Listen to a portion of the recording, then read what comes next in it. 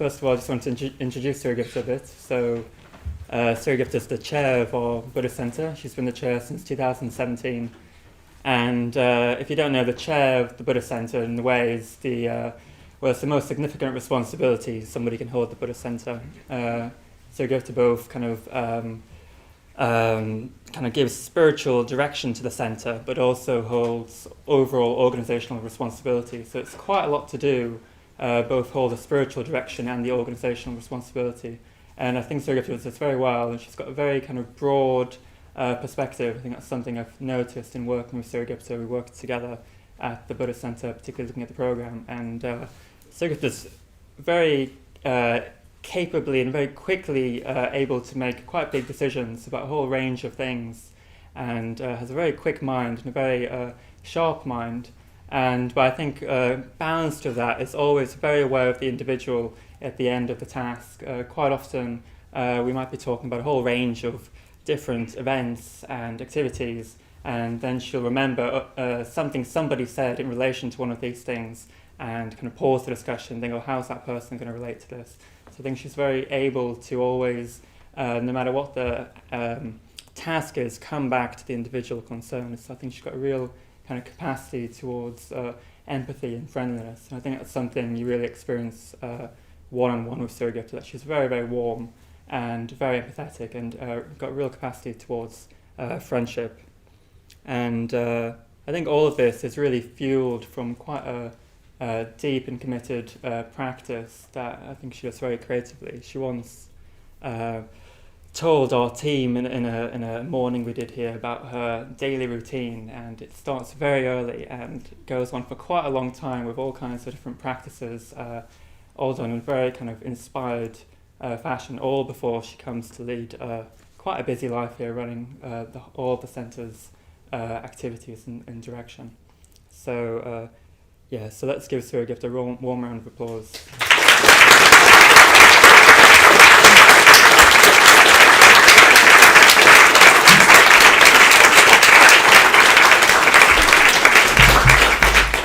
Thank you very much, Birdie, Matty. That was a lovely introduction.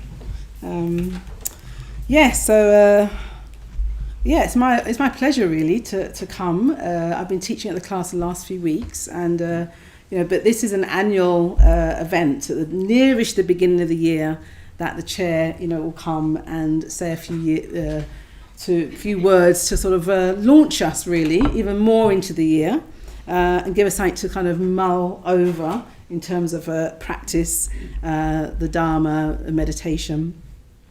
And I've been thinking about this year and the theme, and the one that really spoke to me was around creativity, or how to live creatively as a Buddhist, and also how does creative expression, whether we're making something or doing something or receiving something, how does it influence and affect our lives?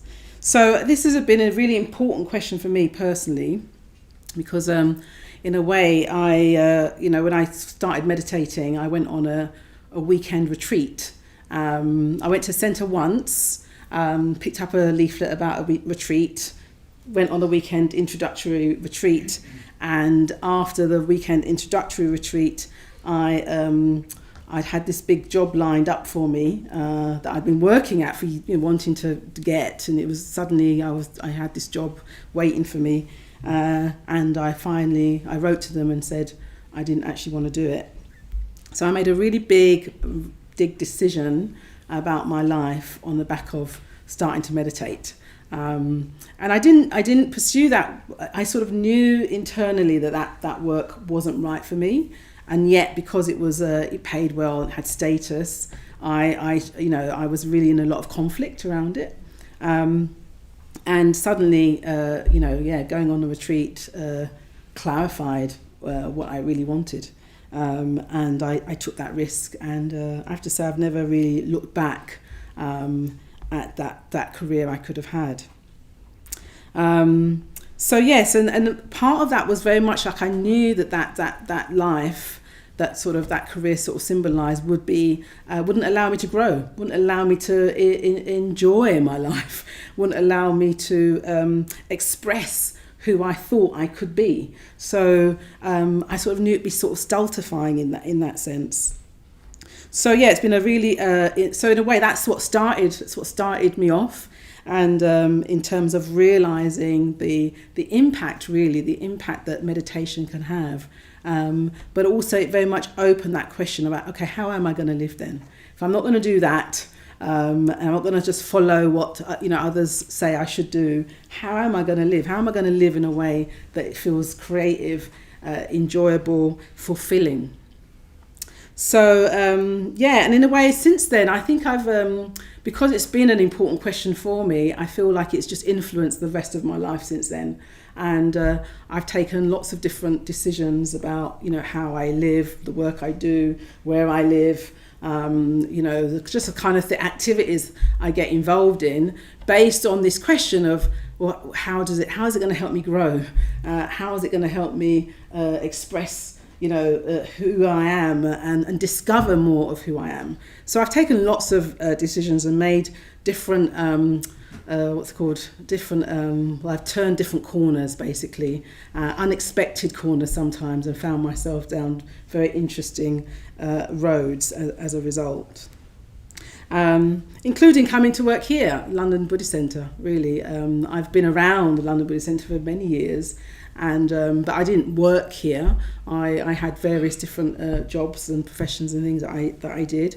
It was 2018 I became chair, but before that, a year or so before that, I realised I needed to work at the London Buddhist Centre. I felt like I'd received so much from my own personal practice as a Buddhist. I felt a really strong urge to give back, and to give back very fully. I had been doing various different events and activities and retreats, but alongside my other life. And finally, I was like, no, now it needs to be full on engaged. Throw yourself in. So that was about 7 years ago. I sort of said that, and a year into that, I became the chair. So you have to sort of sometimes, I wanted intensity. I remember thinking, I want intensity and I want to give. And I also want to receive. I want to receive from others as well who are in the Dharma. And yes, it sort of happened. So for me, this question of how to live creatively as a Buddhist is really fundamental to practice. It's about how to express oneself creatively so that your inner life, whatever's going on inside, finds expression outside, finds expression in your actual life, and how your actual life externally then feeds your inner life, your inner world that's developing. So this evening I've got 4 people who are going to help me sort of share that question, express that question. Dee here, who is you're an experimental, is that right? Experimental jazz musician. So she's going to be performing for us this evening after my talk, and I'm really delighted that Dee's offered to share. She's somebody who definitely has this question very alive for her around living creatively. And I've also got, after our tea break, I've got Caro, Paramabodhi, and Maitre Kumara, who all work as artists. So Maitre Kumara is a full-time musician, Paramabodhi is a full-time visual artist, and Caro actually works here in our secular mindfulness project, Breathing Space, is a writer and performance artist as well. So they're going to be kind of just sharing with us. We're going to be in conversation. We're going to be hearing a bit about their lives as artists, but also their lives as Buddhists, and how the two connect or don't, and how they sort of relate to each other. We're going to sort of be discovering that. So I want to thank them as well in advance. I'll say more about them later.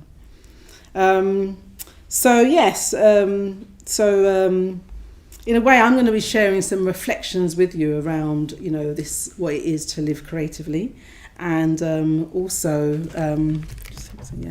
what it is to live creatively, and how does living creatively influence our Dharma life. And as I was trying to sort of just gather my thoughts I found myself a bit stuck. Like I knew what I wanted to say in a sense, but nothing was kind of formulating properly. And I was thinking, okay, something's going on, Suryagupta. What is going on? You know what you want to say. You've been exploring this question lots of ways for a while, so it wasn't lack of ideas, but I felt a block. And I realised that actually, in order for me to talk about creativity or creative living, I had to share with you one of my current inspirations, my creative inspiration. And I realised, I'm quite happy to talk about my life and my inspirations really, but for some reason this is the first time that I'm sharing this particular inspiration, and I realise I'm a little bit shy of sharing, a little bit sort of like, oh gosh, can I reveal this, but I'm going to share it with you, and you probably won't be able to see it, but I'll leave it on the shrine later on, and it's this figure, and she is a Darkini. She is a Darkini. And in a sense, I basically, we'll talk a little bit about her in a sense, because in a way the theme that I'm exploring is how to live creatively. But I'm drawing on inspiration from Bhante Sangharachita's essay on the artist as a true individual. And in a way, I read this essay about 3 years into my own Buddhist practice. So I'd left this career that I was going to have, and was meditating and working in different spaces, but still probably hadn't really found the kind of work or how I was still exploring. I was still kind of like, is it this? Still had those sort of questions in my mind. And read this essay on the artist as a true individual, and I just thought, this is it. This is what it didn't give me the answer, but it certainly gave me direction about how I would know that I'd found the right thing. Like I thought, I would know I'd found the right thing if these things that he said in his essay are happening. So it really gave me a sort of path, really. And so basically, this the reflections that come, I also feel very connected to this figure. So she's a Darkini, and a Darkini means a sky dancer, and it comes from Tibetan tradition. And there's lots of Darkinis. There's quite a few of them, and I've been familiar with Darkinis quite early on in my Buddhist life. I sort of discovered them and read about them and found them interesting. But this Darkini is quite new to me. I discovered her maybe 3 or 4 years ago. So this particular one. And really a Darkini is a symbol of creative expression, creative, emotional, energetic freedom and expression. And it's expression of the wisdom and compassion really of the Buddhas. The Darkinis is a sort of the creative aspect of enlightenment, and how enlightenment expresses itself in that way. And the Darkinis are in service to the Buddhas, so they are supporting the Buddhas, if you like, to help all beings alleviate suffering. And they're doing that. So they're doing that with their creative, emotional energy.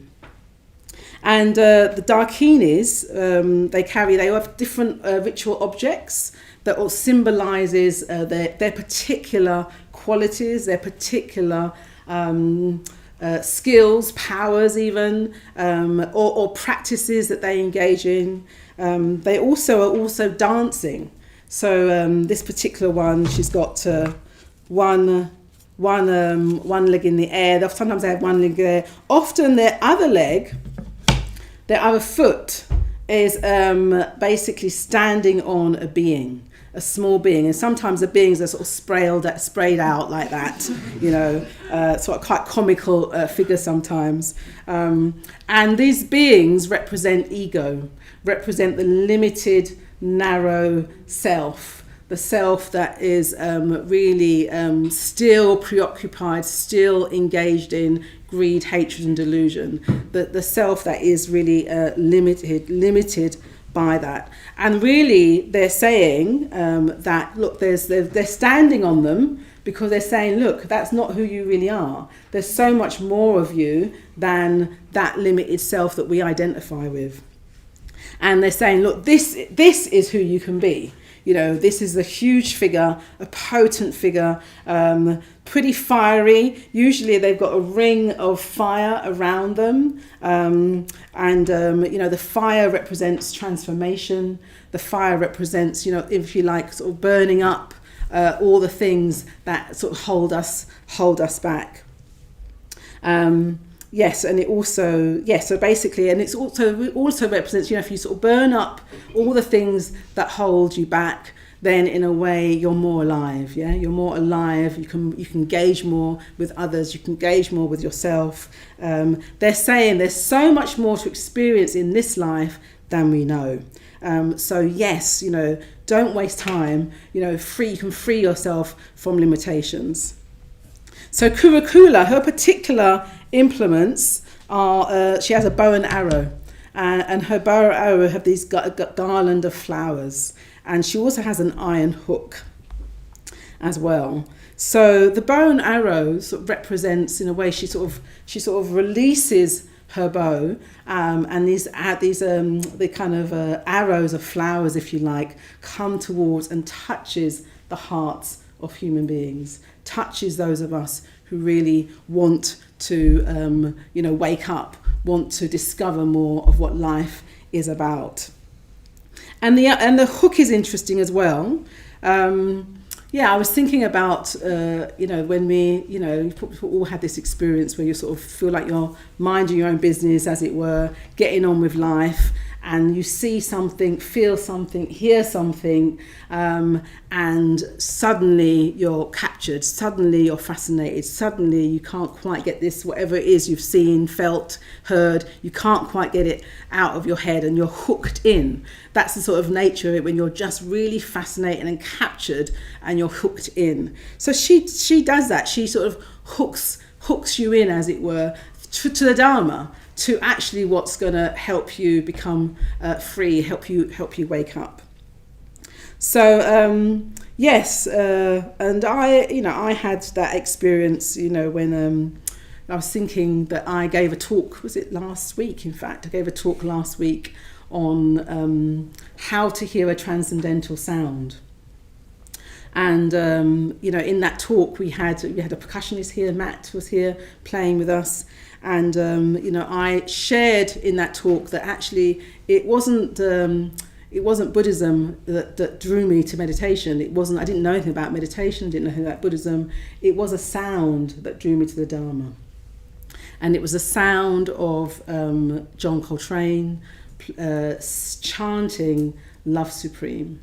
And I was hearing it at 3-4 o'clock in the morning when I was very, I was in a state of suffering, and that song just penetrated right through, hooked me in. I knew what he was talking about. I knew he was talking about this supreme love was a transcendent love, was a love of compassion. And I knew there was compassion, it was love that I needed to meet the experience that I was in. And I didn't know that before that. Before that, I just wanted to get out of my experience. I wanted to stop. And suddenly hearing his tone was like, no, the way to release yourself from this is through compassion. And I went in search of the Dharma after that. So Kurukula's hook is that kind of hook. It's a kind of like, come, this can transform you. This can help you wake up. This can help you become who you truly know you are. But it's just buried over all our various limitations, all our various conditionings that we have. So I found Kurukula down the road, in the charity shop that we have. I was actually, I'd had a bit of a challenging communication. Every now and again you have a communication which is I was a bit apprehensive about the communication beforehand, and I just thought I need to have this communication, it's important, and I really just tried to think, it's for the benefit of all of us. It's going to be positive all round if I can speak truthfully, honestly, if I can take the other person in, if I can share my own experience, it will be of benefit. And it wasn't an easy conversation. We sort of had to navigate some tricky material in it, but I really stayed true to that motivation of wanting the benefit for everybody, and also speaking honestly and clearly and receiving and connecting, with the other person. And at the end of the communication, I felt very like, I did it. And actually, it was a good outcome. And so I went down to a charity shop. Sometimes I walk my sort of, retail therapy. So I went down and I chatted to the team. And as I was leaving the shop, I saw above the till, like quite high on the shelf, this picture. And I was like, oh, what's that? I knew it was a Dakini, but I knew it was one that I hadn't seen before. So I said, what's that? She said, it's our Dakini. I said, okay. And I said, is it for sale? She was like, yeah, it's for sale. I said, how much? £1 to you. So I got it. And it's been with me ever since. And I take it with me when I go anywhere and when I travel. So what was interesting is that, so she's been with me for a while. And, I think about just last year, I discovered that this particular picture of Kurukula, there's different ones, but this particular one is actually a photo of my teacher Sangha his painting that he has, his tanka that he has in his space.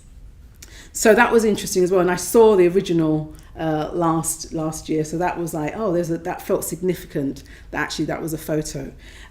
Also last year as well, my preceptor who ordained me, who gave me my name, Suryagupta, she sent me a birthday card, and she'd painted a picture of Kurukula, and that was my birthday card, and she had no idea that she was a figure that I really connected with.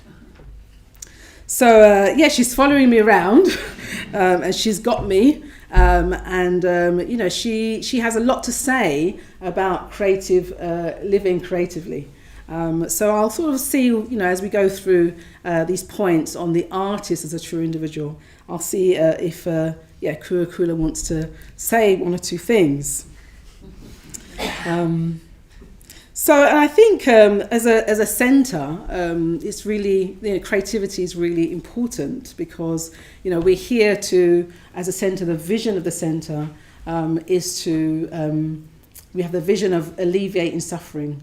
And we're doing so through helping as many people as possible cultivate wisdom and compassion, as many people as possible, and to do so deeply, to go for refuge, to the Buddha, Dharma and Sangha. And going for refuge is where you're really placing your confidence, your security, your well-being and enjoyment on what is true. And what is real, and what will last, and what connects, and what helps us grow.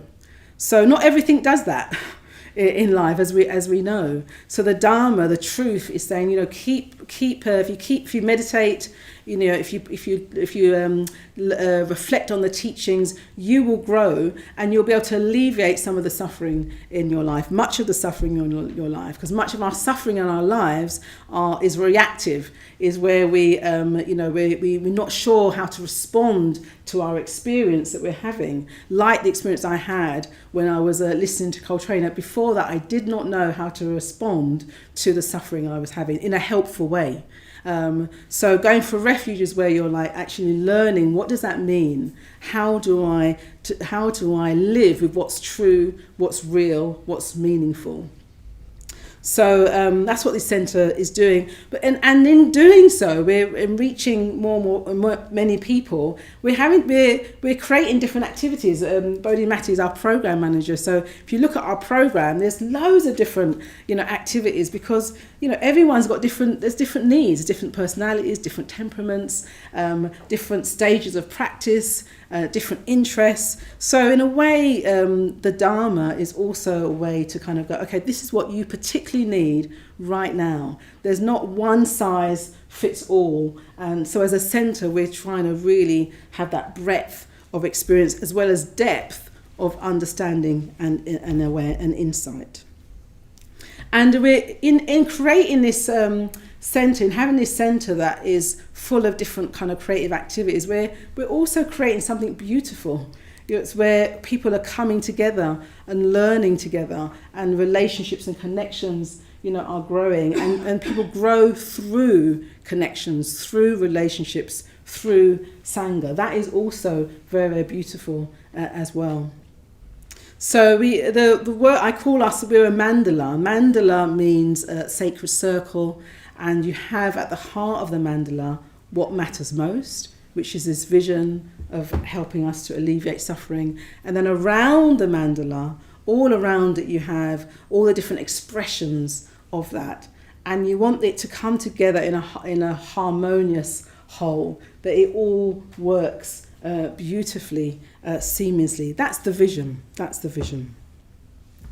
So yes, so this title of how do we live creatively, or what is a true artist and a true individual? Well, it's anything that really creates a life, anything that creates a space whereby there's something beautiful at the heart, something meaningful at the heart, and then the rest of our lives is expressing that in different ways. So what does Bhante Sangharakshita have to say about living as a true artist or individual? So in a sense, I'm using the terms interchangeably. In a way, it's not about whether you have a particular artistic expression or skill. It's really about, there's a broader thing about what does it mean to live with something meaningful at the heart of your life, and then to express that beautifully in the rest of your life. So the first thing he says, and he's got a quote, there's a quote from him around what a true individual is. He says, a true individual is characterized by awareness, positive and refined emotions, independence of mind, and freedom from group conditioning, creative and flowing energy, aloneness, and frequent unpopularity. I'm like, I don't really like that one, but it's, in a way it's saying you can't please everybody all of the time. And certainly I've made decisions in my life where people questioned, like, what's that about? Because it wasn't what they were expecting. So yes, sometimes we're going to have to do that if we want to be a true individual. It also says many people don't see art and the arts as sort of important. So that's kind of interesting, like creative expression. How do we value it? Do we see it as something that can really enhance the lives that we're having? And I had this challenge as well, very much, because I was a social worker for a number of years, and I enjoyed it for most of the time. And then towards the end, it got a bit kind of like, very tick boxing, and we weren't able to spend the quality of time with people that I appreciated. And in the end, I just thought it's not working for me anymore. No, it was no longer a creative way of working.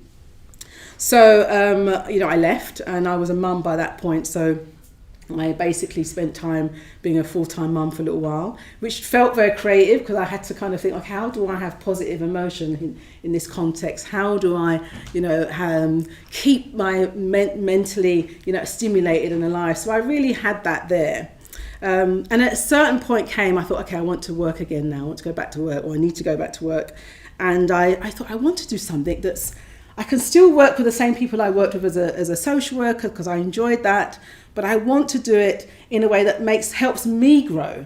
I want to help others grow and me grow at the same time, and I want to enjoy what I'm doing.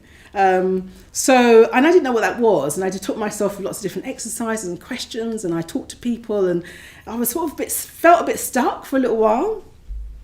And then one day I went on, but I was really exploring it. I was meditating on it and really exploring it. And then one day I went on a retreat with other order members, and I sat opposite a guy, and actually I didn't know.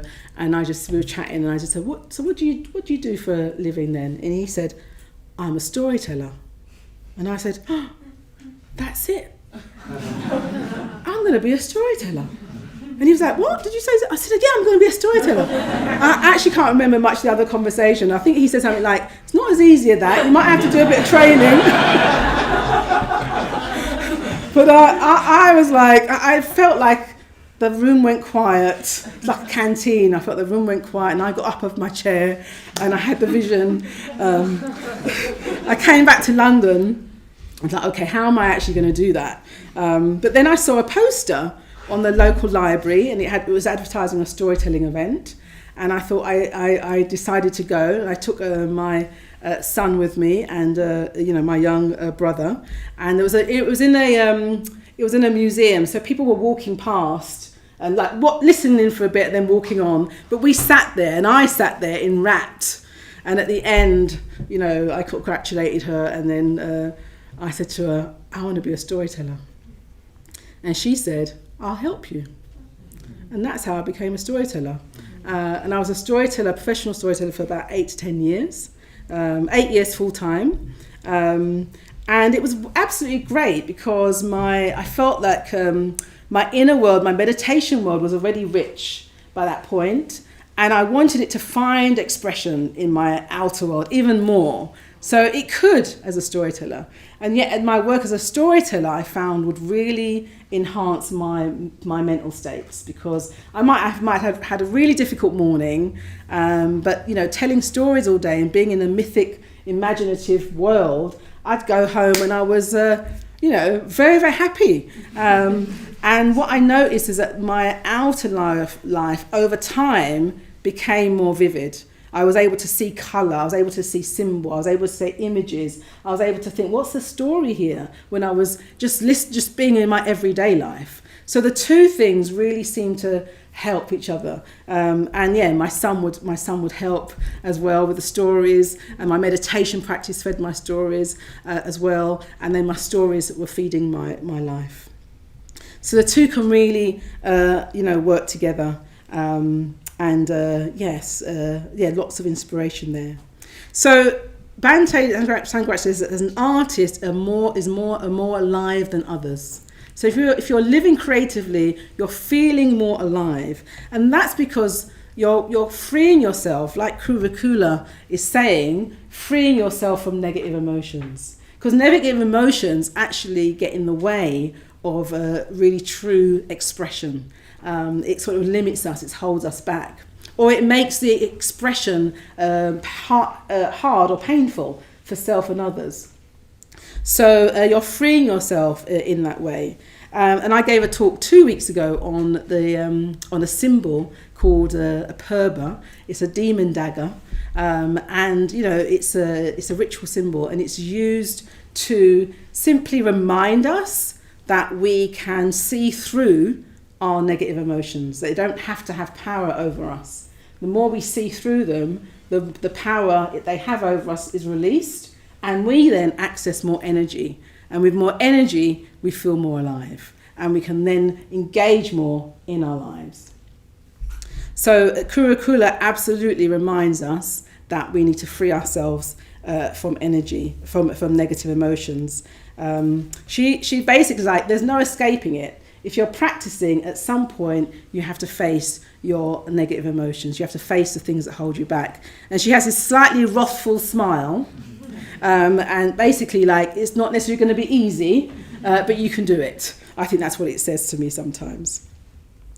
So an artist is also more sensitive, more connected to the emotional life as well. There's more, an artist sees more, hears more, feels more, and sometimes quite intensely. So if we're meditating deeply, if we're connecting and we're practicing, we will be seeing more, feeling more, hearing more, and life will be touching us more as well. And in a way, we want life to touch us. We want to feel that we're in life, really. And it's not necessarily, again, it's not always easy, because we can keep our emotions, at bay. But actually, when we're feeling more engaged emotionally, we're feeling more alive. We can then actually connect with others more deeply as well. So, and it takes energy. Kurukula says it takes energy to uncover our emotions. We need to be, even to access our emotions, it takes energy, because we've got to do that work, really, that kind of helps us do that. But being with others, being in Sangha, being in community will help us. So even if you yourself don't feel like you've got a lot of energy, just going on a retreat, for example, that's why we often talk about retreats, you get the energy of the group, you get the energy of others, and that then sort of helps you untap your own. So the artist is also creative and productive. We all are creative, because we all have a mind that can respond creatively to experience, that can appreciate rather than judge, that can see possibility, that can create rather than destroy. Anytime there's any destruction, any negativity, that's a reactive mind at play. And I feel like with the world we're in, that we need even more and more creative minds, because when there are obstacles and challenges, rather than want to destroy, control or oppress, you'll be like, what is the creative thing here to do? How can we all grow through this? And you'll know that something's creative because there'll be growth that happens and learning. It's a bit like what I was thinking as the image that came to mind was like a river or a stream. The waters flow. So a kind of a creative, being creative means there's a flow. There's a flow of energies, there's a flow of positive emotion. And Kurukula, in a way, the Dakini has an unending flow. It's like this stream that just keeps flowing, or a river that just keeps flowing. And it basically, or even a waterfall that rejuvenates, or a spring that sort of springs. Is that right? Yeah, spring that springs. A couple more. So an artist is independent. They can think for themselves. They're not just following others. Or even they're not just following others, but neither are they thinking, I've just got to do all this by myself. They're not got that going on either. They're really independent in that they're thinking, what really matters here? What's really true for me? What's really essential? They're asking those really important questions. And Kurukula has a garland of skulls around her head. And in a way, that sort of symbolises impermanence and change. And the fact that, we're not here, we don't know how long we're here for. And life is precious.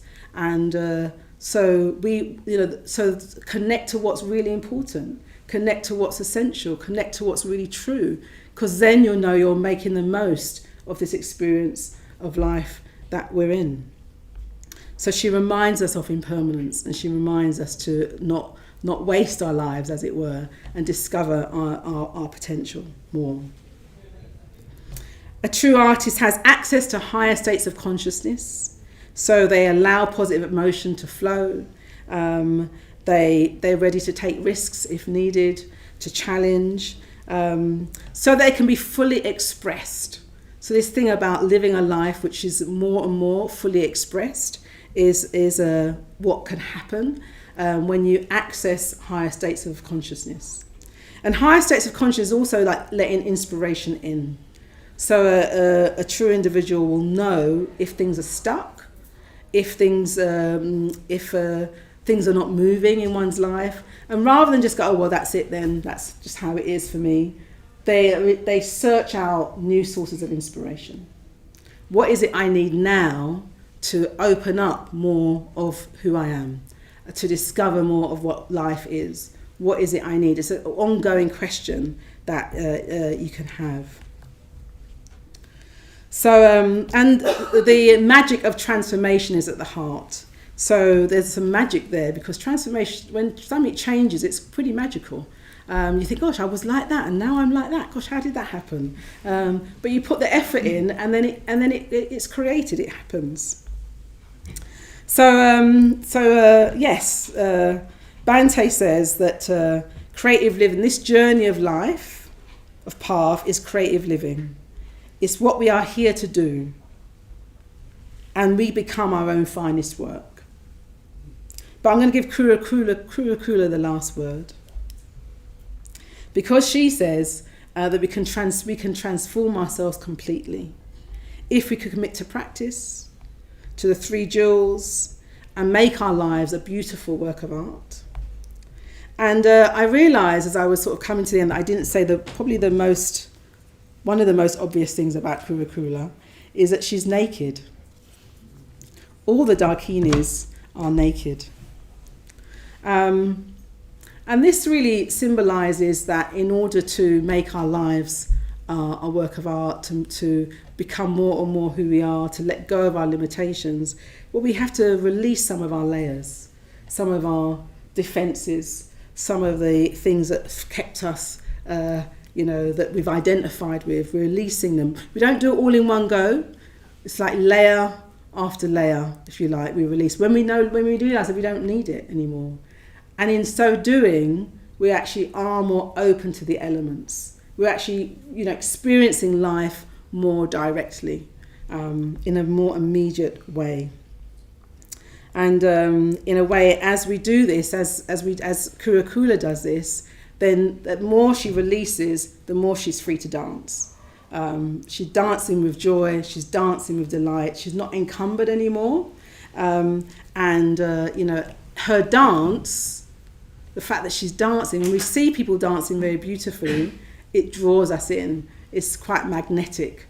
When you see anybody actually involved in their art form, in a really powerful way, it draws us in. So Kula's dance draws us in. Anyone who's living their life in a very rich, expressed way, it's quite magnetic. And it shows it's like a light to us to show, well, maybe I can do that.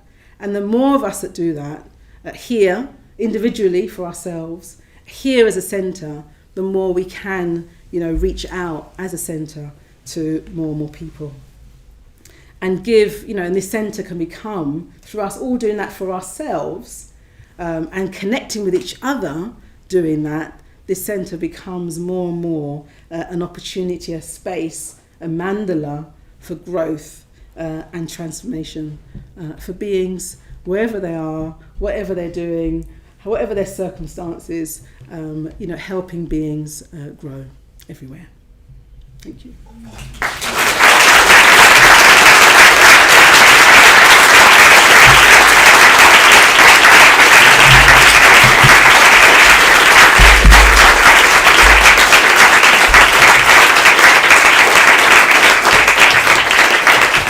So Dee now, thank you, and Dee now is going to just play with us, and we can just relax, receive it. It felt like actually if we're having an evening on creativity, we need to really have our own direct experience, and then we'll have a short tea break.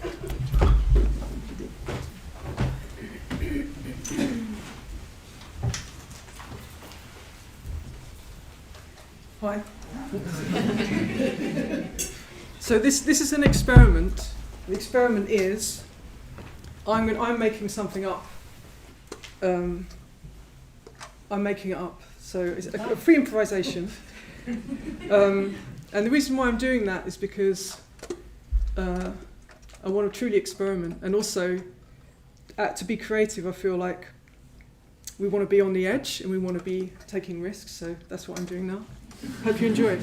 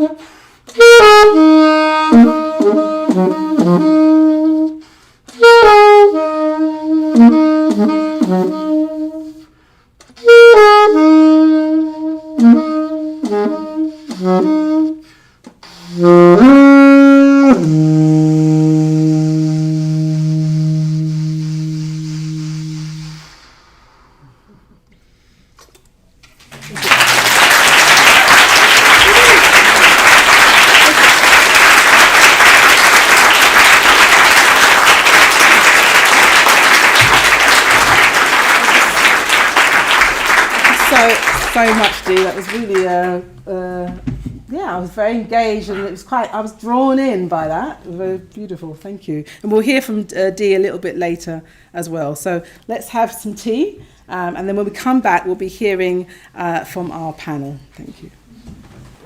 Welcome back. So yes, I'm really delighted to be joined by our three friends here. So we have Parama Bodhi, Caro and Maitri Kumara. And they all came to mind. I was thinking about who I knew. I mean, there's lots of people in the community who are, sort of have an artistic skill or create or express themselves creatively. But anyway, you're the ones who came to mind. I was really pleased that you agreed to come today and share some of your lives with us. So Maitri Kumara is a saxophonist, a jazz saxophonist, Maitri Kumara was ordained about maybe just under a couple of years ago, and his name means Prince of Loving Kindness.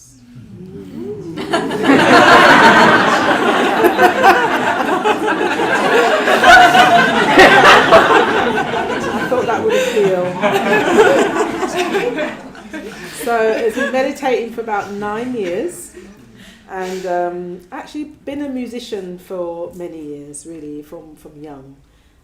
So we'll hear a bit from Arch Kumar. Caro is works here, as I said, at the LBC, and her art form is a performance artist and writer, and been meditating for about 15 years. And the exciting thing, one of the exciting things about Caro is that, you know, she will be getting ordained this year, in a couple of months' time, going off for 2 or 3 months in the mountains, and we'll come back with a new name, so you'll get to meet the new Caro some stage. So it's a very special time actually when you're about to go off, having done all this training. It's a sort of culmination of of quite an intensive experience. And then we have Paramabodhi. Paramabodhi's started, one of our veterans. Can I call you that? Yeah, I'll call you veteran. We started about meditating in 1982.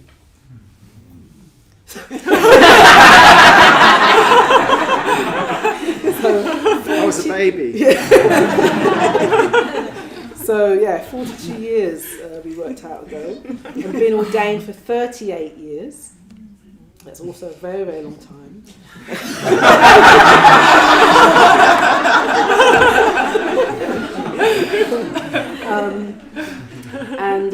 Yes, been a full-time artist for a lot of that time, and spent time working at different centres. So he's worked here, done graphic design, and helped create the San Francisco centre that we have there as well. So worked there too. But all alongside that, whatever he was doing, he was also always had a studio, an art studio, and always made work. And now very much a full-time artist. So yes, we just sort of had a brief chat. We had sort of chat out in the mandala just now, just sort of getting to know each other a little bit as a form, and started our conversation in there. Really started our conversation in the cafe around, well, what do you do, and how does it feel, and how does it work? Being a Buddhist, how do you do that creatively, and what does your creative life look like? So that was kind of where I want to start, really, like your creative life, because you've all been, I said earlier that I think, when we were talking, that I feel that came before Buddhism, your creative expression, your life. So let's start there. And I'm thinking Paramabodhi, if you just want to tell us a little bit about, how did it start for you? What was the thing that made you think, I want to do this. This matters to me. Being an artist. Well, the memory is that when I was 6, I was doing a scribbly crayon drawing, and a friend of my mother's said, "Oh, you'll be an artist when you grow up." So it was planted in me. Also, my parents took me to an exhibition of Picasso when I was also like 6 or 7, and I saw an artwork which was a bicycle saddle and handlebars, and it was called Head of a Bull. Simple but very clever, and I thought, I could do that. So that it started really like that. I avoided it at school. That was the other thing. Didn't do it at school at all. I did art at home, and I went to Saturday morning classes at the local art school, where I did things like ceramics and textiles, because the painting class was always full up. So. But I always did a lot of drawing. And in fact, it was drawing, when I first came across meditation, it was drawing that I thought there's something very similar here, about one-pointed concentration, about focus, and about immediacy, and about creativity. All those things were like at the tip of a pencil. And it was just like at the tip of your nose in mindfulness of breathing. So there was a relationship there. And in fact, the first Buddhist that I met was a guy called Siddhiratna, who some of you all know. And I thought, he's obviously an Indian guy, because I hadn't met him, I just heard there's this guy who's painting murals around London where I was living. I was also painting murals. So I thought, I must meet this Indian guy, City Ratner. And it turned out he was this like white London dude. EastEnder guy. It's like, what? Well, why are you called City Ratner? It doesn't make any sense though. That's how your Buddhist. Buddhism started. So it started like that. And I came right here in 1982 into this room and learned to meditate. I'm going to come back to your beginnings, because you had your mum was also involved in Yes. So I was telling you about that. Yes. So, yeah, it's a convoluted story. Yes, but in a way, it's more that there was that parental story. Yeah, my mum took up painting when she'd had a nervous breakdown when we were very small children. She was one of the first people into the Belsen concentration camp. She was a military nurse at the end of the war, and so she had that experience when she was like 22. She had 3 children. She had a nervous breakdown. She died when I was 7, actually, and but she'd taken up painting as art therapy, which I thought in those days didn't even exist, but it did in Canada where we were living at the time. And the weird thing as well was that I was born in this British military hospital. And when I went to do my master's at a place called City and Guilds here in London, many, many, many years later, we did a school trip to Germany. And I thought, I was born in Germany, I must find out where this place was, because I had my birth certificate from Cologne. We went to Cologne on this bus. I talked to the people there. They said, oh, I know that building. My mum went to school there. It was a school before it was what it is now. It's derelict. Anyway, the long and the short of it was a Franciscan monastery, 14th century, this building in Germany. And when the Nazis came to power, they took that place over. There were a lot of people that the monks had been looking after, which were mentally disabled people. They kicked the monks out. They started experimenting. You know that story. So it was an experimentation death camp right through the period of the 30s and through the war. At the end of the war, the British turned it into a military hospital. I was born in that building. I knew nothing of that until I went on my master's. Wow. And I found all that out while I was doing this MA in painting. The other thing that was weird about it was that I was born on Armistice Day, 11th of November, in this. So I always thought it was a poetic, born in a military death camp on Armistice Day. Yeah. That's amazing. I mean, thank you very much for sharing. It's a strong, very strong story. There's something about, somebody sees you painting and says, oh, you're going to be a painter. And that resonates, but there was stuff behind that, with your mum and, sort of, that also influenced that as well. And it's like, made me just think of how, some of our stories have deep roots, we sort of, we're aware of some aspects of it, and then there's other layers that come over time and unexpectedly. So thank you. And they come from strange places sometimes, as you refer to in your talk, You feel the magic of life when those things, even if they're difficult things, you feel the magic that you're involved with. There's way more. I always felt that as a kid. I always felt there was so much more going on. Allowing or that you see immediately in front of you. Beautiful, thank you. There's a lot more. But Karen, you tell us about your when did it all start for you?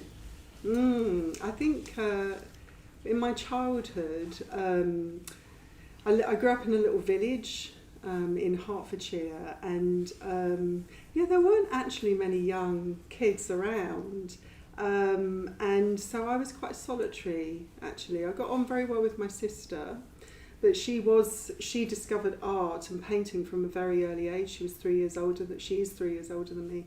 So I was sort of left to my own devices, and so I think I learned how to look at something to find meaning in what I was looking at, rather than chatting with someone else. And so from then I started writing. So I'd write little observations, I'd write little plays, I'd start devising little characters. And then there was a sort of a kids' TV show with, I think it was Johnny Morris, where he put voices to animals. That made a lot of sense to me. And so I started doing that, like creating little voices for like stones that I'd found, the family cat. got a sort of new name and a new way of talking. So that's how I sort of started to write. And then I was published in the county magazine at 9. And and just then writing was always in my bones. So when I went to college, I had an affinity with artists, much more than what I was studying, actually. I was studying like cultural studies, and I had an affinity with artists. And at the time, the M Block, these sort of very daring kind of performance artists, there were DJs, there was a lot of stuff coming out of Coventry, I think, when was this, like in the 80s? And I found myself really aligned to that. So that's how it started. We'll come back to the performance artist aspect, but what was it like around in your early years or childhood, and that when you started creating these characters and stories, and were you supported at school or home? How did people respond? Well, at school it was weird. I did well academically, but I had migraines actually as a child, so I was taken out of school a lot. So again, writing was a way of just writing myself into a space, I suppose. The kind of teachers didn't know what to do with me. They liked my writing, but they didn't quite know where to place it. My parents, I think that they'd seen my sister as the sort of artist, and then they positioned me as the kind of academic one. So they were sort of guiding me to do languages rather than art school, which probably I would have preferred, Thank you. And Machi Kumara, you've been involved in music for quite some time, and do you want to just share a little bit about that? Tell me your journey. I don't know if there's any much to talk about really. Just you said this in the cafe, and I'm like, yeah, but you're wrong. So it is pretty standard, I think. Just like I chose us to play the saxophone because my friends were going to do it, so I said I'll do that with them, and then my parents, so my parents paid for me to have saxophone lessons and piano lessons, and I wasn't very good at all, to be honest. I was really bad, and then but I just. What do you mean you were really bad? How do you? If I look back now and I hear some of the students that I teach, I'm like, I was like one of them.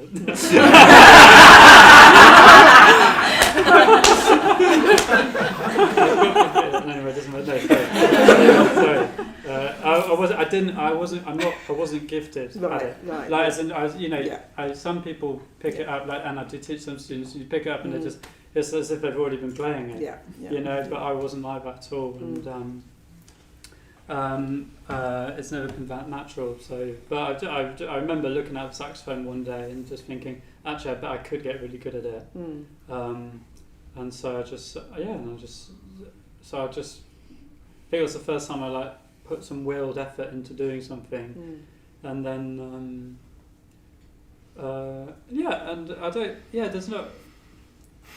there's no real nice story about it, I guess. But I think when I was, but I think I was saying to you, I think from about 12 or 13, when I was at secondary school, it wasn't like I'm going to be a musician. It was just like I wasn't going to do anything else. And it was like I remember my friends oh, what do you want to do? What are you going to be? And I was like, there was never a question. I was like, I never had that question because I always knew I was going to do that. So so it wasn't. So in a way, there's not really any story to tell. I just thought I was going to do that. So. Yeah, I did. I think. I mean, I used to work with musicians, so and I think that is a thing that somebody said to me, in terms of advising young people about whether they do music or not, is like, well, can you think of doing something else? And if you can think of doing something else, do that. Then you're supposed to be a musician, and I think that says something to the work involved in classical and jazz. All musicianship really. There's a certain kind of work, involved in that, isn't there? And discipline and dedication. Yeah, I remember getting told that, like, you only do it if there's absolutely nothing else you want to do.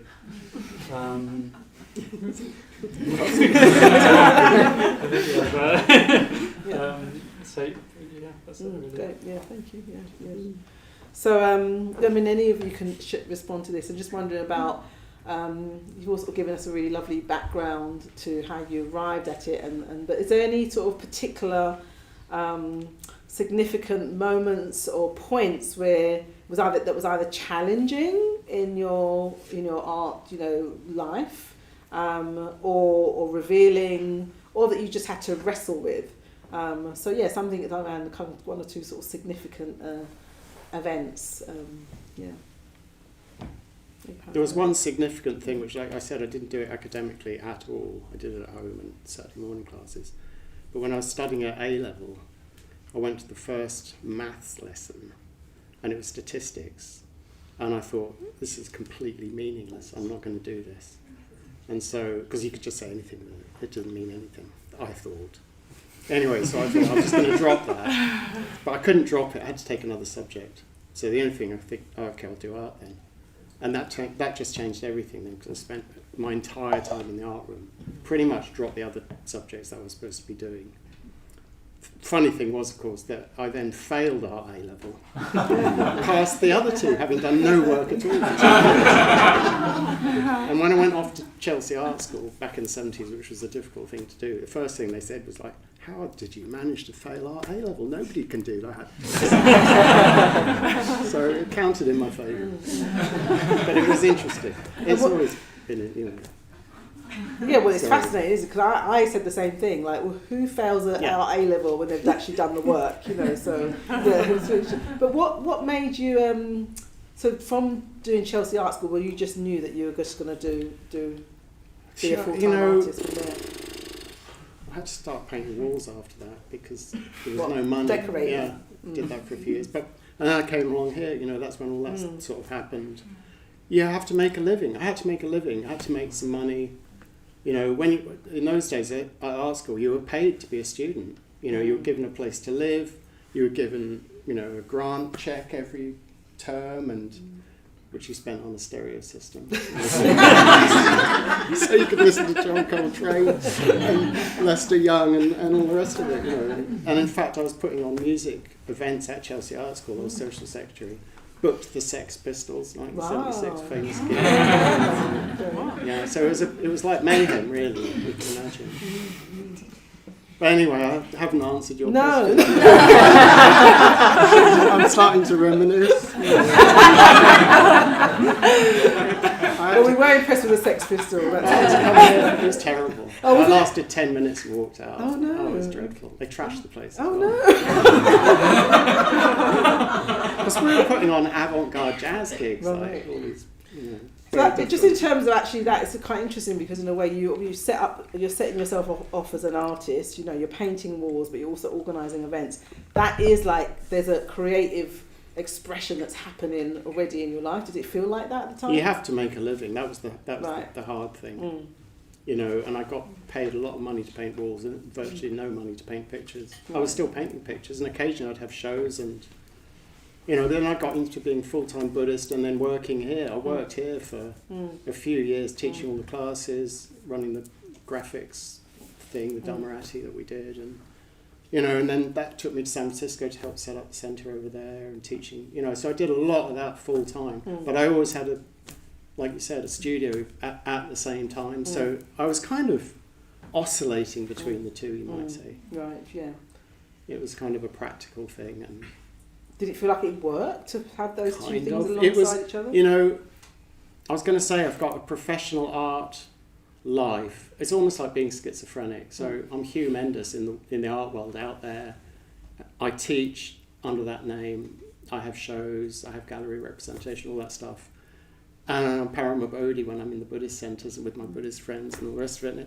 I'd say it's taken 30 years to integrate those two things, really, to a point within myself that I feel they are integrated, and that I can now say I'm a full-time Buddhist, I'm a full-time artist, I teach both part-time, and they're just two expressions of me. And it's been a very long, not straightforward journey. But I've been very fortunate. I mean, I feel incredibly fortunate that, you know, I'm here now with you guys in this place. And I have a studio up the road, and I have my wife down the road as full-time nurse, and you know, I have a life that works, you know. There's some, again, like I said about magic, you know, there's some kind of magic thing going on that if you follow your nose, if you allow, you touched on that with your Darkini, and anyway, that's lovely. there's a lot more of that. Yeah. I'm just wondering if we go to Maitrikurma, because you're at the early stages of your professional life, having, you know, explored, you know, having, you know, you've become a Buddhist 9 years, but you were doing art, you know, your music way before that. I'm just quite curious about your response to Parama Bodhi there in terms of the two different expressions. Yeah, sort of like having those two. Yeah, the schizophrenic thing. Yeah. Well, yeah, because I guess the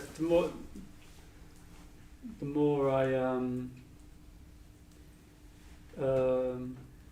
it's a bit like having two things which demand all of you.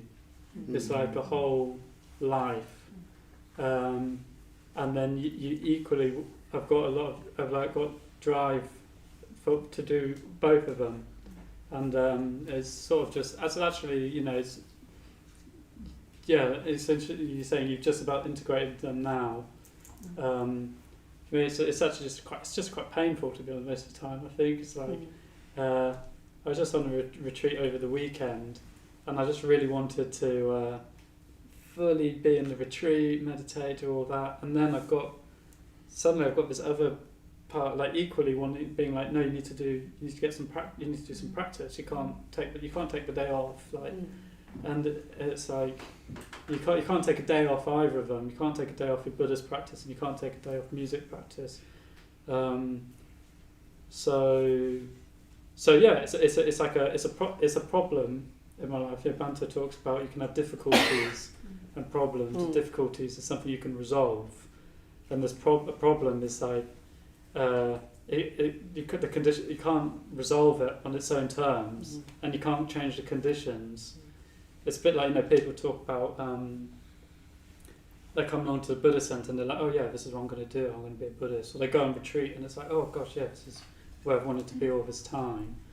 I think I've just had that for two things. Like with music, I was like, oh yeah, I'm just going to do that, and then oh yeah, I'm a Buddhist, and the two don't actually go together very well, and it's been quite painful. So problem being something that creates tension. Yeah. And but the fact is you're committed to both of them, so it creates a creative tension, if you like. It might feel painful, but it's a creative tension, as in you're not going to give up either of them prematurely, because they both matter to you. Yeah. And so in a way, it's kind of interesting, isn't it? You're the other side of the journey, not other side, but like 30 years on, how many years on, 40 years plus on. You've sort of like... I'm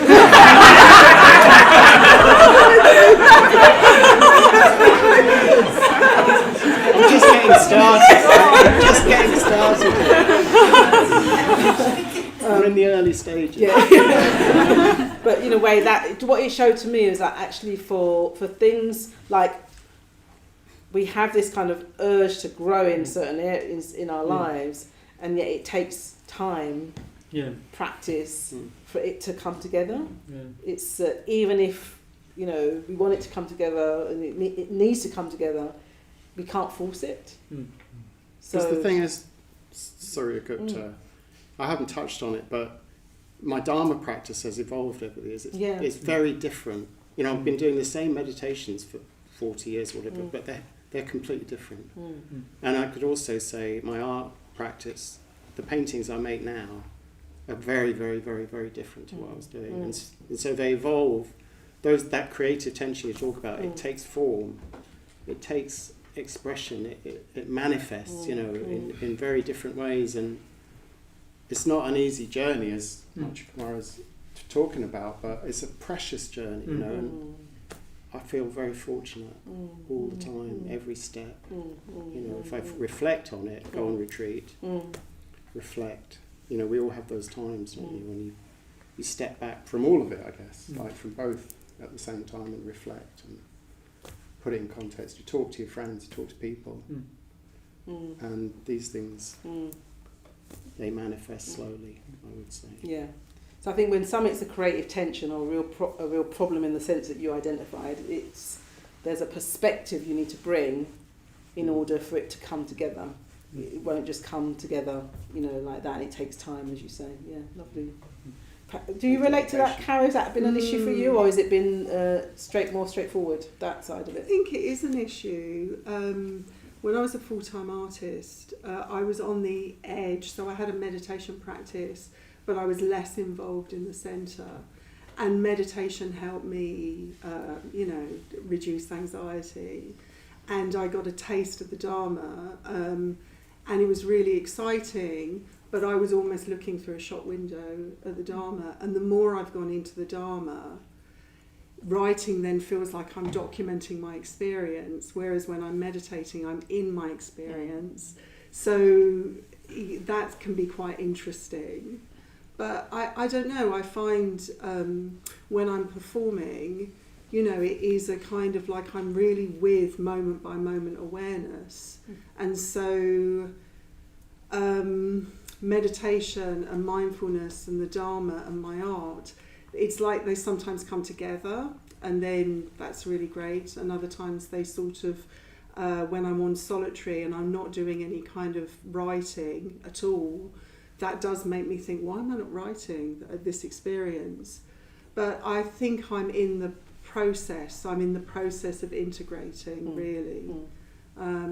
So I can relate to both. Yeah. Well, tell us what a performance artist aspect, because yes. What do you do as a performance artist? You can do many things. And it's interesting because we have this sort of thing in like art. If you're at performance art, there really isn't, you've gone through so many different things and you've arrived at performance art.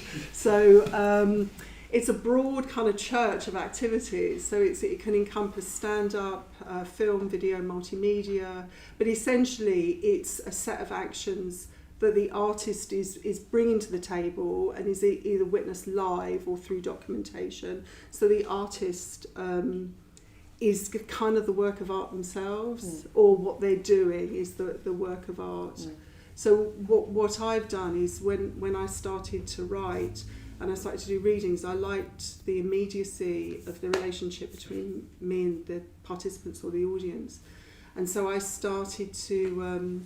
in my sort of text pieces, I was writing about characters, and those characters started to live through me. So I started to perform characters and move from kind of site specific, or where the work is just situated wherever, really, into like theatres. Did you wear normal clothes, or did you have outfits? Or I loved the outfits. So the outfits were really part of the devising of the character. And so I'd work with a photographer, a very good photographer, and actually we together would devise the kind of the character. The character would come alive through that act of documenting. So one of the characters was called Myrtle, and she was a 1950s housewife who had a difficult past with her husband. So that was a project around food and eating, looking at 1950s and particularly my mum and eating habits. And then I got a commission from the Royal Society for the Protection of Birds.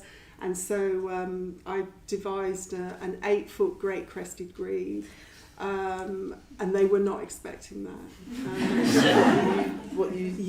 So we experimented. Me and this sort of costume designer experimented more bird-like qualities, but we arrived at this like 19th century woman, and she was 8 foot because literally I couldn't get into the costume. It was so elaborate. I had to stand on a box and perform on a box, so that gave her the extra inches. Rita Grebe. So you mentioned you're starting meditating for anxiety. I'm just wondering, and you mentioned meeting Siddhartha, and that as your way in to the Dharma. Do you want to say, what was your influence around getting involved, and how did it change? Can I ask Kara a question as well? Yeah. I just want, I asked you that question in the cafe about you're about to be ordained, and you're talking about characters, and you're in a sense going to be a new character, aren't you? You're going to have a new name, a new whatever. And do you see it in that context, like, as a performance piece at all, or in any respect at all? Like, it's always a line. Like, so when, like with a character, and I'm kind of, I live with these characters for like years actually, Myrtle and Rita, and and then I do ritually remove them, because so there's a sort of line, and the line is really when I go into a theatre or a gallery or a site specific space, I then become that character. I mean, there's an interesting line, isn't there? I don't know. Is because you're going to go to a site-specific space. Well, exactly. And you will become a character. I kind of feel like the connection. I avoided the question you asked me. But I think the connection there is around. There's something about when you were doing these characters. This is an observation, but you can reflect on it. When you're doing these characters, there's something about trying to understand something a bit more deeply around, your family, your background, eating and all that kind of stuff. You were trying to realise something. And in the ordination experience, in a way, you're discovering and uncovering, more of who you are. And then you get this name, that actually from somebody who knows you, well, and has seen your journey, you get a name that reflects more of who you truly are. So for me, the authenticity was the word, and truth was the words that were coming up for both of those experiences. And also, I think for me, the process of coming into the Dharma has been a process of surrender and letting go. So I actually did a reading last year, actually at the Mandala, to try out a little bit of material, and I was myself, whatever that means. But in Buddhist you terms, weren't another character that you created. But I didn't construct. And so that's been an interesting journey, just the sort of surrender, letting go, rather than the putting on of costume and theatrical costume. Being more who you are, that's already a lot to express. Yes. So the sort of what I would say is, when I first went to Taraloka, I was highly sceptical about this sort of... Taraloka is a retreat centre. And I was very sceptical. And I thought, well, I will just write about it. And people were very smiley. And I thought this was strange. And it was only when I went into the shrine room, and you talked about sound in your talk, and the saluting the shrine, and the mantra, and there was something about us all gathered by this sort of candlelight with these rupa figures, and I just it was a process of me cracking open. So it's a sort of process of letting go, really. And just curious about your interest in Dharma. How has that changed things for you? How would I get in? Well, how did you get in? But what's been your inspiration dharmically? How did you get involved, or how has it impacted your life and your creative life? I was interested because I had a saxophone teacher when I was a teenager who I just idolised them, and we're still friends and still talk to him and see him when I can. But he was interested in Buddhism, and he would go on retreats, and I was about 14, but he'd come back from retreats, I feel amazing, I've just got so much energy. You must go on one of those retreats. I was probably going to say that to a 14-year-old now. But anyway, he's like, go on a 10-day silent retreat. But I had it, I had it in my mind because I looked up to him. So, and then. But I think what sort of took me a bit away from, I think I was just like music, what made me think a little bit more outside of what I was doing, like made me sort of open my eyes a bit more, and you know, sort of in this world which was a bit quite unhealthy. You know, when you get really obsessed with something, you get sort of quite negative mental states. I think what really got me out of that a bit was, I remember being played a piece of music. It was Albert Heiler actually, and I was in a class and I just started crying from the music, and it was something that I'd always said that I didn't like, that kind of thing. It's like I'm not really into that kind of thing, and then it just moved me so much, and then I think it just, maybe not consciously, but it raised the questions like why does that move me, or because his sort of plays quite free, and I was like, there's no real combination of notes. I can't theorise why I've just been moved. Like if I try and play exactly what he did, it's not going to have the same effect. So I was like, what? So it's sort of like so I started to see that actually what moved me in music, and my experience has depth to it and different. There's more at play than just getting a theoretical understanding, and playing the right exercises or playing the right sequence of notes or something. And I guess that was like a question that made me disrupt what I was doing.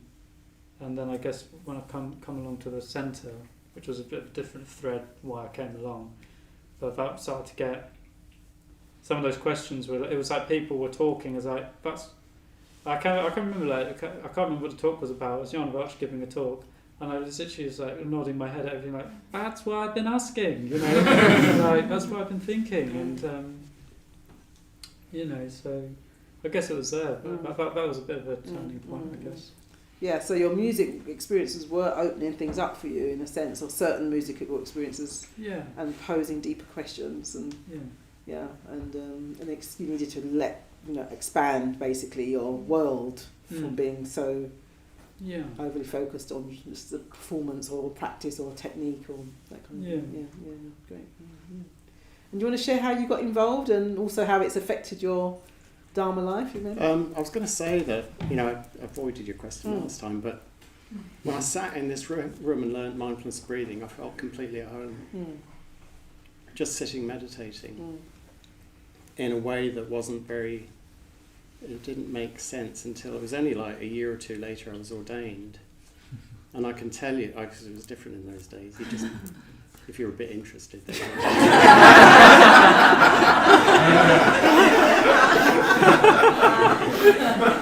And then Sangha actually, he gave me this name Paramabodhi, and do you want to say what you mean? Well, I was like, what does that mean? He said, supreme enlightenment. And I said, that's a bit much, isn't it? He said, no half measures for you, mate. It's like all or nothing. And it has been like that. It's an all or nothing deal, life. If you're going to be an artist, I felt the same way about it. I've got to all or nothing, which does create tension. But the other thing that happened, when I was ordained, I had this memory, fictitious or not, when I was a small child and I had a sense my mother was dying. I was like 6, 7 years old, I mentioned that. And I remembered that when I was like a 7-year-old kid, I had this memory that I've been here many, many times before. I've been round and round and round and round, and that this time it was going to be different. Lifetimes, yeah. This time it was going to be different. That was the thing, and I remembered that when I was ordained, because that was coming to be. It was different. And I then had this immediate relationship with the Buddha. I had this kind of bonding out of time and space experience with the Buddha. And I'm a Buddhist. I've been a Buddhist a very long time. It felt like that. And I come here again more regularly, and thank you for inviting me to do that. But I come in here, those of you who've been on any of my events or whatever, that's all I ever talk about. I just talk about the Buddha, the teachings from the Pali Canon, as if I've been doing that for a long time. And and when in my studio painting, I paint When people ask me, I say I paint dead people because I paint obituaries, I paint portraits of dead people Oh, right. from the obituaries, from the newspaper. So they're meditations on death, they're celebrations of life. But they're very, very dharmic in a very sort of crude sort of way, really. They're surprisingly popular. People like to buy them, exhibit them, write about them. Well, you do perform internationally. But it means that share I'm internationally. very still. Mm. They're very detailed. They're Trump boy. They look like a piece of newspaper, but they're all painted. Mm. But they're very overtly dharmic, you might say. It just came out that way over years of through still life and history painting, a lot of political painting. There's whole other stories in there. But again, I feel very fortunate. I have I have a shrine room at home, but my studio is a shrine room. There's Buddhas all over the place, and then I've just got this easel with a Shane McGowan's on there at the moment. So, in his better days, when he was young, looking cool. No. So I'm meditating on him, if you like, in his life and It's what really, he gave us. it's really taking someone in, isn't it? Like doing that, really like a portrait. You're really receiving the kind of essence of somebody, and then trying to then share that back. It's a very beautiful thing to do, very very powerful thing to do. Yeah. I think, which is why they're popular. Yeah. Right. Yeah. Respond to them. Carol, do you want to say a bit about your inspiration, and then we'll got one more question as well. What inspires me? Dharmically, how and also how has the meditation Buddhism impacted your creative life? Well, I think it's allowed me to tune into a quieter voice, and the quieter voice speaks more sort of truth, you know. So, and also I think, you know, when I was a full-time artist, I'd left a very comfortable lifestyle at a university and gave all that up and lived in a garage and took my show to Edinburgh and that. But I could see the reason I quit the university life was because there wasn't space to fail or play or experiment. It all felt geared towards success, and that started to be at odds to making. And then when I was a full-time artist, I thought, oh, now I've got all this space, all this time in the world to do what I want to do. But actually, it wasn't like that. You know, first of all, I had to make a living, and I got commissions and I got funding, but then the work seemed to be pleasing the funders, you know, and so I think in more engagement with the Dharma has really helped me kind of surrender that. And I've got a writing practice now that I feel isn't tethered to the worldly stuff that I used to be very involved with, that could lead to a lot of craving in the art world. I mean, I don't know whether you have the same sort of view, but there's a lot of hungry ghosts because it seems to not be enough to go around. Certainly in the performance art world, everyone's sort of struggling. The funds, the grants are all about outcomes, not about process work. So it sets up a kind of difficulty, actually. So I'm very inspired within meditation to kind of write. And also I think, I don't know, like when I first started off, I found akshobhya really important in just giving me... The Buddha of imperturbability. Earth touching. Yeah, the earth touching, like mudra, because I felt that I really needed ground. And that was a real sort of taste that I could experience ground. And I guess there's a sort of mystery around White Tara these days. And I don't know, I feel quite drawn to her.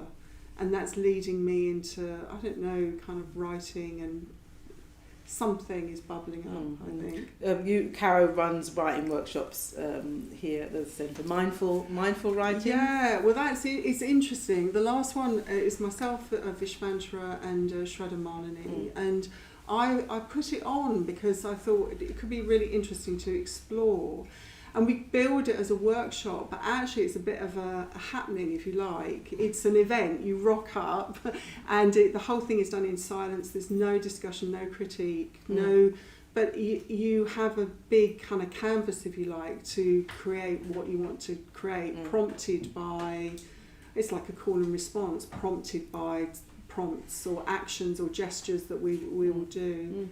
We have another one on the 31st of March. 31st of if I can March. say. Yeah, lovely. You'll Thank come you. to that. So just to end now. So one. Is there any bit of advice or tip or something around living, creatively in general, Dharma, art, anything that you feel like would be helpful for you to share to close our evening? Never give up. Never give up. Keep working. Never give up, even when you're faced with what seems impossible. The next thing's around the corner.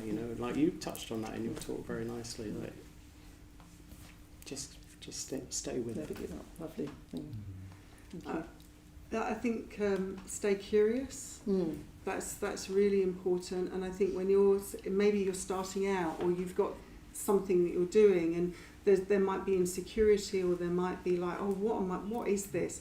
It's part of the process, and you go and see an artist at the RA or an artist at the Tate, and it's like suddenly there's a huge chasm between you and that art, and you then become a consumer again. You've got to throw that out and just be with your work, live with it, live with it. And that's the same with being a Dharma practitioner as well. Yeah. So in a way, the same thing is like, there's going to be challenges, but asks the helpful question, the open question that can lead you to the deeper awareness. Yeah, lovely. I guess what's on my mind at the moment is got to be real and understand get to know your own shape and what you actually like, and both for I just think it's been fitting for me for music and for Dharma practice. And so what I found actually painful is getting to know what my actual strengths are, rather than, as opposed to what I'd like them to be. That's right. but it's one of the things I found really painful sometimes in Dharma, being rejoiced in, because you actually hear what people think of you. It's a really nice thing, but it wasn't what I wanted people to think of me.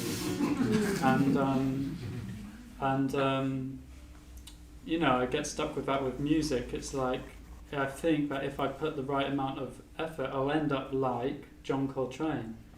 But he's a certain shape, and I'll never be that.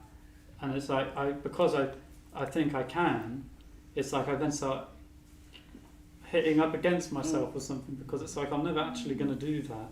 But I think it must be because I'm not working hard enough. Right, as opposed to that you're and it's you're uniquely you. Like they say, an apple tree can't become an orange tree or something. So you've got to learn what kind of shape you are. Absolutely, that's part of the Dharma life as well, isn't it? Discovering actually who one is and one's conditions and everything. Yeah, wonderful. Great, wow, so rich. Thank you so much. I want to thank Maitri Kumar, Caro and Paramabodhi for really just being very honest and just sharing their lives with us, the Dharma lives, their artistic lives, and actually posing some questions as well, like showing what the challenges are, what the tensions are, but also the beauty of it, and the kind of freedom that actually does come, through doing this. So thank you very much. Really appreciate your offerings. Yeah, thank you.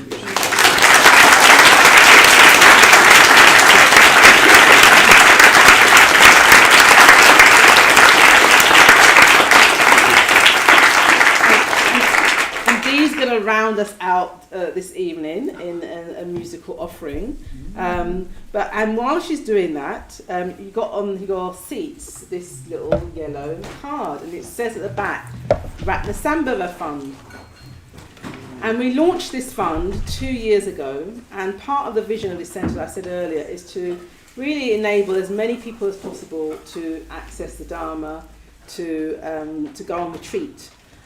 Retreats are really where you get all the ingredients, as Jayanath was saying earlier, all the ingredients of how to become more fully yourself, how to become more alive, how to connect more deeply with self and other. All of that can happen on retreat. And we know that you get a taste of it on retreat, and then you bring it back to your life, and then you're trying to make your life that. And we know that for some people, going on retreat it feels really challenging financially.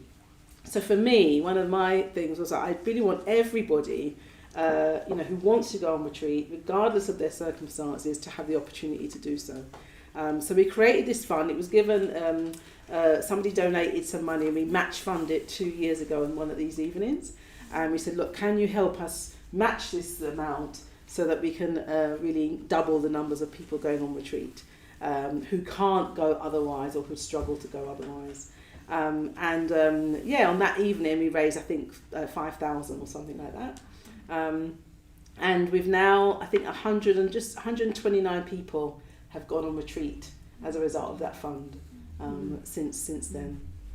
So we really would love to, to sort of boost that fund now. Lots of people have used it, it means that what happens is people, rather than ringing up the centre, rather than not ringing up centre, they just fill out the form, and what it means is that they get to go on retreat for £50, which covers transport.